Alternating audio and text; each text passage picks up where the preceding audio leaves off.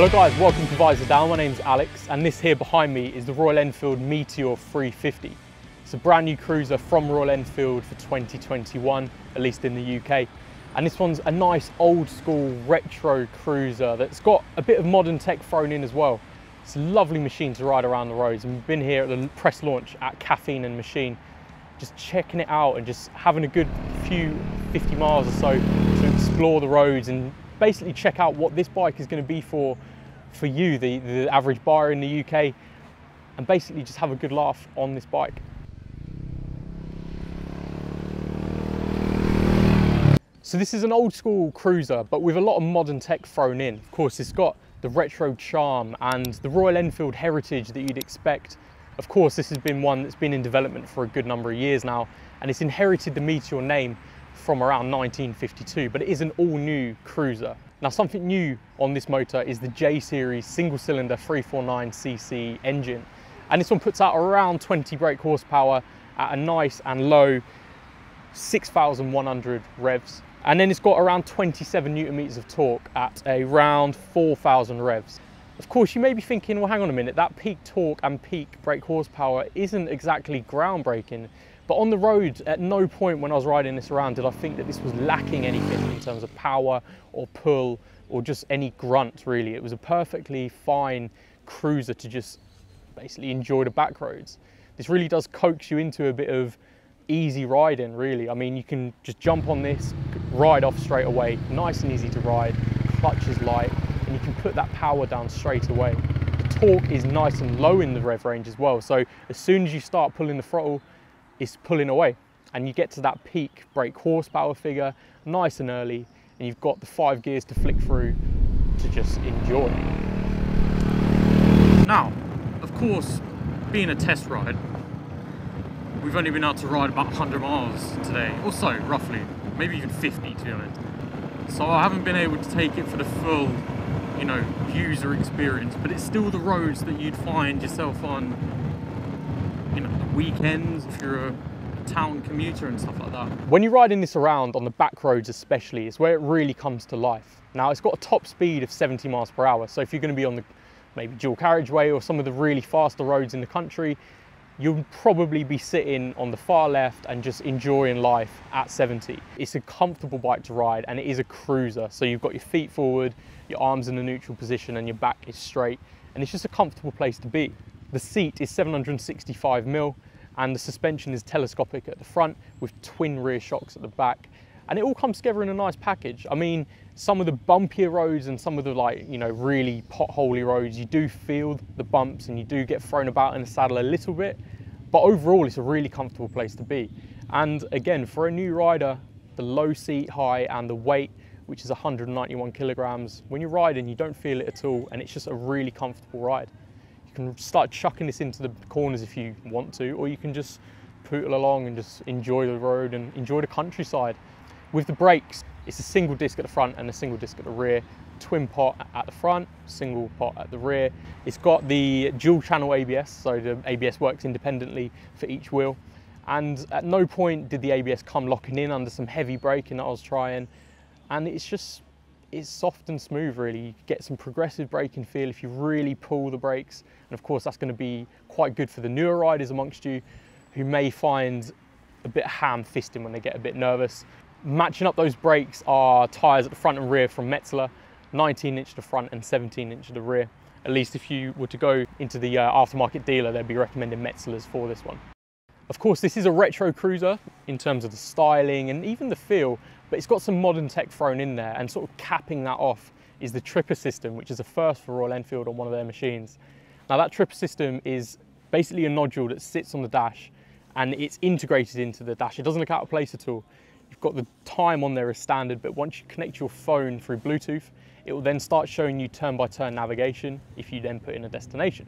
Sort of capping off the road feel and the ride from this is the suspension, which is a telescopic fork at the front, which is 41mm, and it's got 170mm in terms of the travel.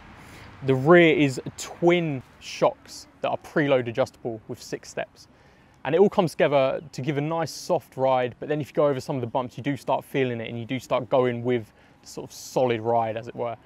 But it's nice for a rider to just jump on this and just take it on the back road. You get some good feedback through the suspension, and once you adjust the preload at the rear to match you as the rider, or maybe you're carrying some luggage, you get some good feedback through that suspension. I've got to say, it's good stuff. Now, what would a Royal Enfield be without all of the options for accessories and customization and making it personal to yourself as the rider? Of course, the Meteor 350 comes in 3 different trim levels. It's the Fireball, Stellar and Supernova. And those are going to add slightly different features, with the Fireball being right at the sort of entry level, as it were.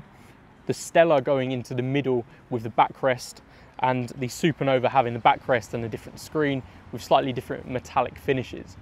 There's going to be different colour options throughout, whether that's yellow, red, blue, black, burgundy, brown, the ice blue one behind me, and they all look the part. But then from that, you can jump into the accessories catalogues, where we're going to add on some panniers, some sump guards, some engine bars, bar end mirrors. The choices really are endless in terms of what you want to make this cruiser into. Separating those different trim levels is the price. Now, of course, the price starts at £3,749 on the road, then jumps up to £3,829 with the Stellar trim level, and then £3,909 with the Supernova trim level. And they're not much different in terms of the pricing between those. So if you're looking at the Stellar and you're thinking, well, hang on a minute, I want to have those extra little bits of character, that little extra bit of sort of quality, maybe you could say, pay the extra 80 quid and you're there. So, I mean, consider that one. Jump on with the accessories and really make this your own, and you start getting a cruiser that you can really shape into what you want it to be. Whether you want it to be a nice low slung cruiser with sort of the bare minimum on, you could go for the Fireball in red and just be happy with it. Or you could start throwing on the panniers, the engine bars, the sump guards, and really kitting it out for some good tours with the tripper navigation. And you really set out as a standout tourer at a really good price point. So when it comes to what I think about this Meteor 350, I mean, there's a few things that I really think make this stand out above the rest of the cruisers on the market. Now, the first of all is going to be the fact that the price point is really encouraging new riders to take this one up. I mean, if you're a student and you're just thinking, I really want a cruiser to get into college, to uni, but I don't have the budget, I mean, this one's pretty accessible. It's also capable in terms of what you can do with it. If you're going to be riding it around the city, that's fine. If you're going to take it on the B roads, it'll just handle those with ease. And you can start looking at this as something that does it all, and easily. You can just jump on this thing, not even think about it, and just enjoy your time on the road. And that really is something that stands out to me. The comfort in terms of riding, of course, I'm a tall rider, I'm around 6'3". So the feet forward position is a comfortable place to be. Your arms are nice and neutral, you're sitting upright, not hunched over the tank or anything like that. And it's just a really nice, comfortable place to be. In terms of what I don't like about it, to be fair, there's not really too much that jumps out at me as something that I just really can't stand. I mean, the gearbox, sometimes I had a few troubles clicking it into gear, but that's just because I wasn't progressive enough with either stamping down or lifting my foot.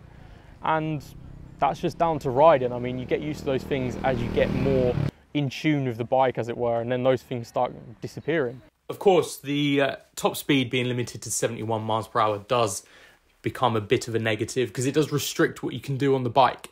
You can't then take it on a dual carriageway and overtake anyone quicker than 71 miles per hour.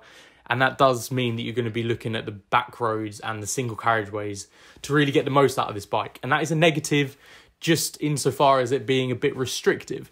I'm sure the engine could do more, and I'd love to see it do a bit more in top speed.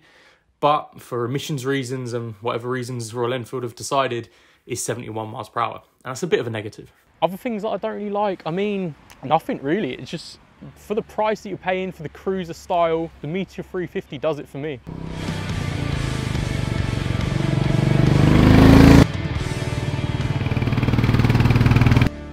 So when it comes to the Meteor 350, I mean, this one is really poised as a great cruiser on the market. It's an accessible motorcycle. It's going to tempt students and people who are coming back to motorcycling into the cruiser way of life. For the price point and for what Royal Enfield can offer in terms of what you're paying and what you're getting, this really starts standing out. That tripper navigation system is going to come in super handy for loads of riders. And this is going to be something that you really can't basically look past. The Continental GT and Interceptor are bikes that have been flying off the shelves for years now. And I think this Meteor 350 is going to slot in and just continue that trend.